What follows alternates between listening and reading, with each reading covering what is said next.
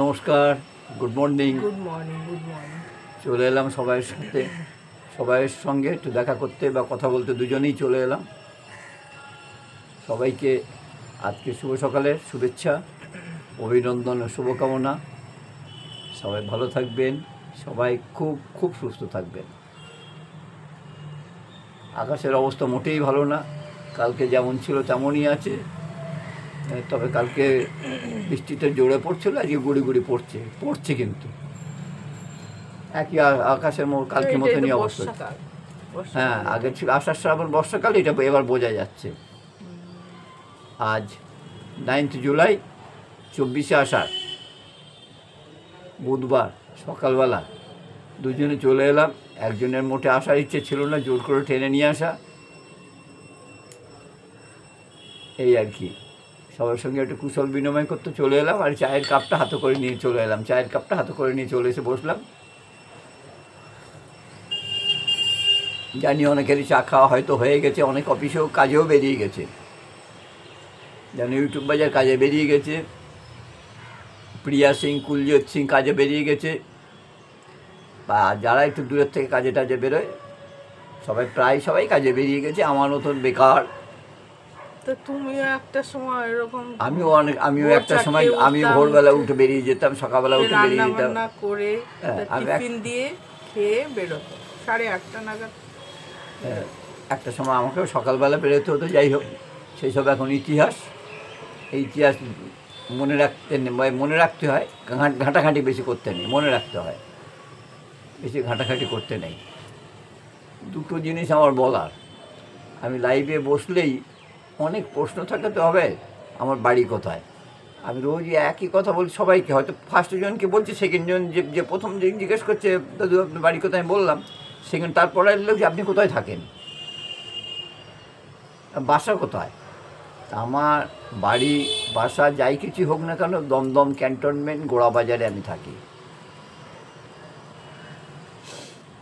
যেমন আমার এই আশেপাশে কিছু লোক যারা ক্যান্টনমেন্ট থাকে বলছে, হ্যাঁ, আমি কালকে একজন লাইভে গেলাম, বললাম আমি ক্যান্টনমেন্ট থাকি।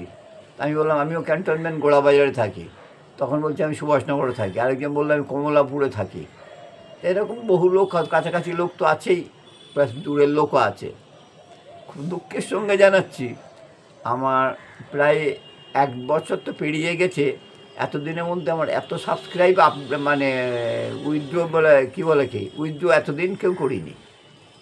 আনসাবস্ক্রাইব যাকে বলে আর কি, আজকে সেটা হয়ে গেছে 40-42টা, একদিনে 42টা আনসাবস্ক্রাইব করা, মানে বুঝতে পারছেন কোথায় গিয়ে দাঁড়িয়েছে। তাই তো, এত কষ্ট করে সেই সকাল থেকে শুরু করে রাত অবধি। আচ্ছা, আমার কাছে কথা হচ্ছে, যদি আনসাবস্ক্রাইব করবেন তাহলে কেন সাবস্ক্রাইব কষ্ট করে করলেন? তাই তো। এবং কালকে রাত 11টা পর্যন্ত ঠিক ছিল, 11টা পর্যন্ত কালকে ঠিক ছিল। সকালবেলায় উঠে দেখলাম 40টা তুলে নিয়েছে, তারপরেই দেখলাম আর দুটো তুলে নিল, 42টা তুলে নিয়েছে। আমি আপনাদের কাছে অনুরোধ, যদি সাবস্ক্রাইব না করতে চান করবেন না, আর করলে আনসাবস্ক্রাইব করে নিজের চ্যানেলটাকে 12টা বাজাবেন না। যারা করছেন তাদের চ্যানেল আছে, আমি জানি, যারা এগুলো করেন তাদের প্রত্যেকের চ্যানেল আছে। যাদের চ্যানেল আছে তারা আনসাবস্ক্রাইব করবেন না, করলে নিজের চ্যানেলটা কেন ক্ষতি করছেন? যাদের নেই তাদের ঠিক আছে করে। আমার তো 200-500 না, আমার আর একটু বেশি আর কি। তার থেকে 40টা চলে গেলে খুব একটা কমছে না, কিন্তু যাদের খুব অল্প আছে তাদের কিন্তু চ্যানেলে ভীষণ ক্ষতি হয়ে যায়। আমি একটুখানি বলে দিলাম, এটা ইউটিউবের গাইডলাইন। আনসাবস্ক্রাইব যদি করেন নিজের চ্যানেলের ক্ষতিটা হয়, এটা জেনে রেখে দেওয়ার জন্য আমি বললাম।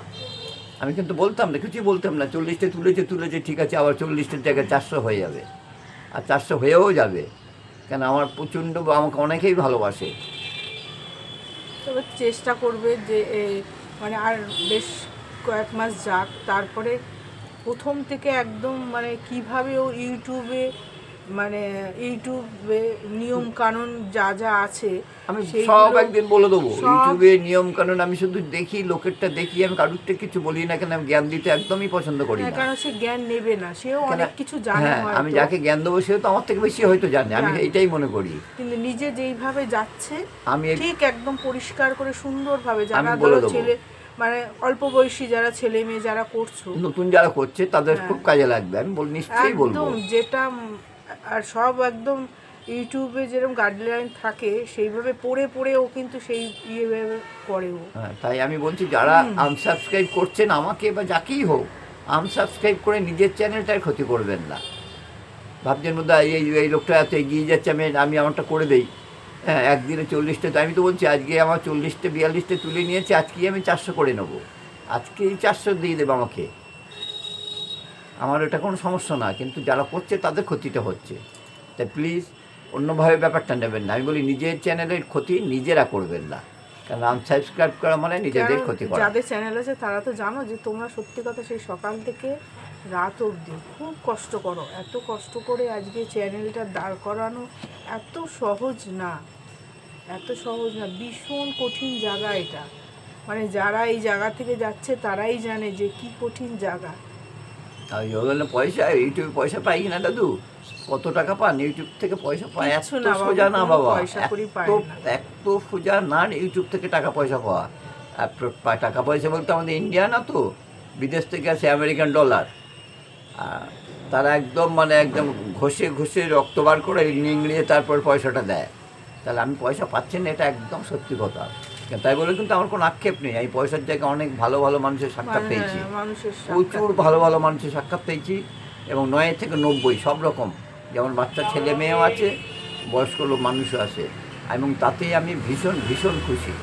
আর বাচ্চা ছেলে মেয়ে এরা যেইভাবে আমাকে মানে সাপোর্ট করে, দাদু বলে জেঠু বলে, সত্যি কথা আমি পাশে থেকে না মানে আমার সত্যি কথা মানে কারুর দাদান, কারুর বাবা, কেউ দাদাই, এটাই তো অনেকটা পাওয়া। কেউ বাবার জায়গায় বসিয়েছে, কেউ তার নিজের দাদুর সঙ্গে তুলনা করে। আবার কি চাই জীবনে? পয়সাটাই তো সব না, ডাল ভাত তো হয়ে যাচ্ছে আমার। আর আমি এখানে বসে কারোকে বলি না যে আমার ডাল ভাতে কষ্ট হচ্ছে, একদিনও বলিনি।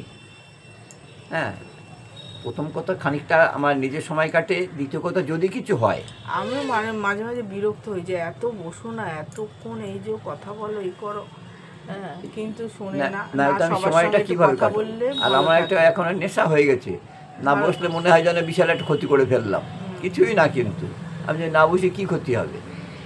যাই হোক, সবাইকে অন্যভাবে নেবেন না। যারা আনসাবস্ক্রাইব করেছেন এরকম ভুলটা করে নিজের ক্ষতিটা করে দেবেন না, এইটুই আমার অনুরোধ।